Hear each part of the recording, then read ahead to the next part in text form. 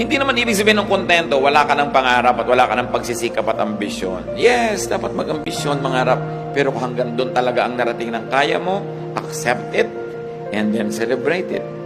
If more means more trouble, more stress, more pain, what's the point? Sobrang lumaki nga ang kita niyo mag-asawa pero nagkahiwalay na kayo forever. Hindi ba kayo pwedeng mabuhay ng konti lang pero masaya naman kayo? Pinipili. Hindi lang pera ang mahalaga. Mayroong mga mag-asawang hindi na nagkasama kahit kailan dahil puro laging palaki ng palaki ang babayaran, kukuha ng uhulugan, babayaran, hanggang namatay na yung isa, o kung ano na yung nangyari, hindi na kayo nagkasama. What's the point? Hindi ko naman sinasabing huwag kayo maghiwalay para maghanap buhay, pero hanggang kailan? When do you stop? When is enough? Mas marami ang nagpapakamatay na mayaman kaysa mahirap.